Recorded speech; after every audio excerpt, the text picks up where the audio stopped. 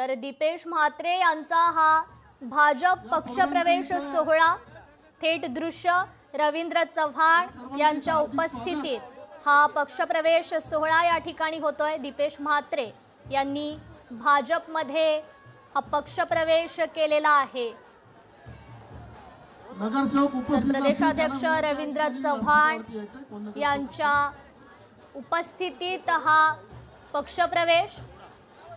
खरं तर दीपेश म्हात्रे हे ठाकरेंच्या शिवसेनेचे नेते होते आणि आता ठाकरे गटाला हा मोठा धक्का मानला जातोय। दीपेश म्हात्रे यांनी भाजपमध्ये पक्षप्रवेश केलाय। प्रदेशाध्यक्ष रवींद्र चव्हाण यांच्या उपस्थितीत हा पक्षप्रवेश झालेला आहे। ऐन निवडणुकीच्या तोंडावर हा पक्षप्रवेश झाल्यानं ठाकरे सेनेला आता मोठा धक्का बसलाय। तर प्रदेशाध्यक्ष रवींद्र चव्हाण यांच्या उपस्थितीत हा पक्षप्रवेश दीपेश म्हात्रे यांनी भाजपमध्ये पक्षप्रवेश केलेला आहे। त्या पक्षप्रवेशाची थेट दृश्य आपण पाहतोय। ठाकरेंच्या शिवसेनेला त्यामुळे हा मोठा धक्का मानला जातोय।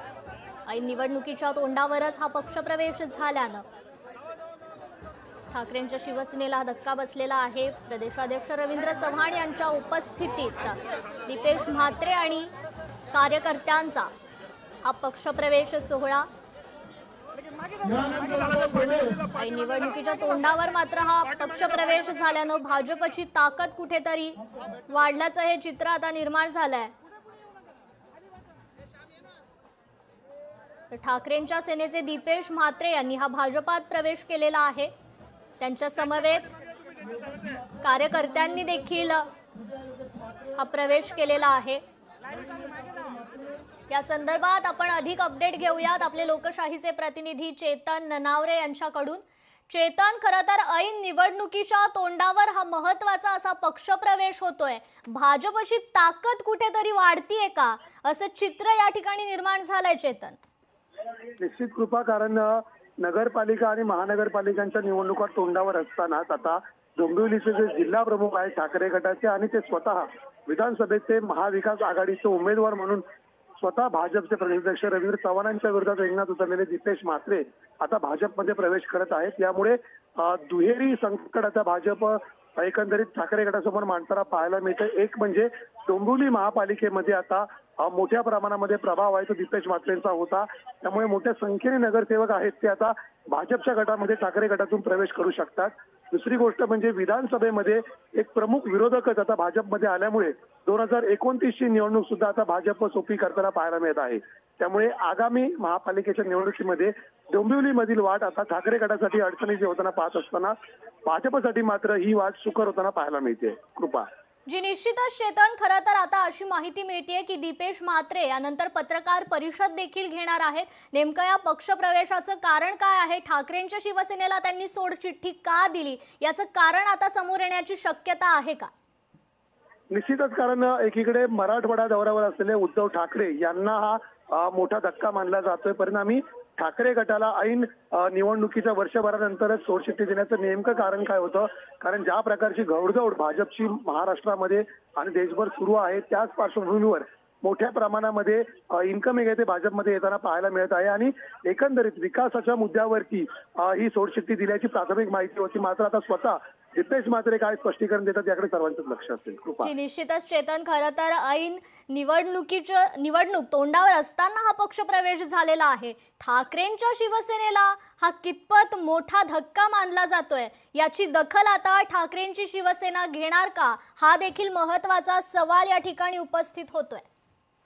निश्चितच, कारण डझनभर नगरसेवक आहेत ते ठाकरे गटाचे दीपेश म्हात्रे यांच्या संपर्कात असल्याची माहिती आहे। परिणामी म्हात्रेंसोबत हे नगरसेवक सुद्धा आता ठाकरेंची साथ सोडणार का अशी चर्चा डोंबिवलीमध्ये रंगू लागलेली आहे। आणि याआधीही आपण पाहिलं असेल डोंबिवलीमधून मोठ्या संख्येने ठाकरे गटाला सोडचिठ्ठी देत नगरसेवकांनी भाजप आणि शिवसेनेमध्ये प्रवेश केला होता। मात्र आता म्हात्रेंच्या प्रवेशानंतर भाजपमधील इन्कमिंग मात्र वाढताना पाहायला मिळते। परिणामी माजी नगरसेवक आहेत ते आता ठाकरेंची साथ सोडून भाजपमध्ये जाणार का मात्रेंसोबत की ठाकरेंसोबत कायम राहणार याकडे सर्वांचं लक्ष असेल. जी निश्चितच खरं तर आता उद्धव ठाकरेंची यावर काय भूमिका असेल, कारण का निवडणूक खरंच तोंडावर आलेली आहे. यासाठी ठाकरेंच्या शिवसेनेची रणनीती देखील ठरण्यास सुरुवात झालेली आहे.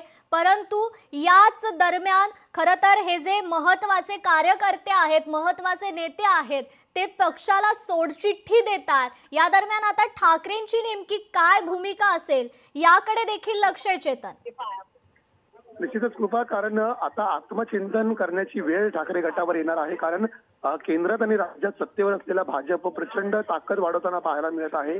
आणि इतकंच नाही तर आता ज्या प्रकारचं भाषण अमित शहा यांनी प्रदेश कार्यालयाचं भूमिपूजनावेळी केलं होतं की आपल्याला राज्यात आता ट्रिपल इंजिन सरकार रन करायचं आहे. अर्थातच केंद्रामधलं एक इंजिन आहे, राज्यातलं दुसरं इंजिन आहे आणि त्याला स्थानिक स्वराज्य संस्थांची जोड द्यायची आहे.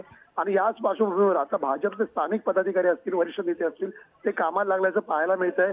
जे प्रभाव करणारे नेते आहेत वेगवेगळ्या निवडणूक क्षेत्रांमध्ये, त्या नेत्यांना आता भाजपमध्ये प्रवेश देताना पाहायला मिळतोय. दीपेश म्हात्रे हे त्यातीलच एक उदाहरण म्हणता येईल.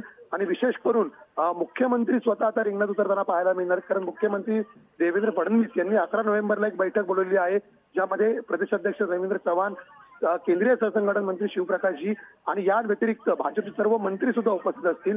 त्यामुळे डोंबिवलीचा जो प्रयोग आता आपण पाहतोय तो राज्यभरातील नगरपालिकांमध्ये आपल्याला पाहायला मिळू शकतो. मोठ्या संख्येने महाविकास आघाडीची साथ सोडून नेते जे आहेत ते आता भाजपमध्ये प्रवेश करताना पाहायला मिळू शकतात. कृपा जी निश्चितच चेतन, धन्यवाद आपण दिलेल्या या सविस्तर अपडेट बद्दल. तर दीपेश म्हात्रे यांनी भाजपमध्ये हा पक्ष प्रवेश केलेला आहे. प्रदेशाध्यक्ष रवींद्र चव्हाण यांच्या प्रमुख उपस्थितीत हा पक्ष प्रवेश झालेला आहे. दीपेश म्हात्रे यांच्यासह अनेक कार्यकर्त्यांनी देखील भाजपमध्ये प्रवेश केलेला आहे.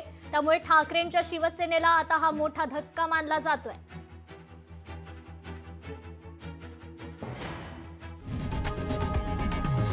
लोकशाही मराठी ऐका, पहा, जागरूक रहा.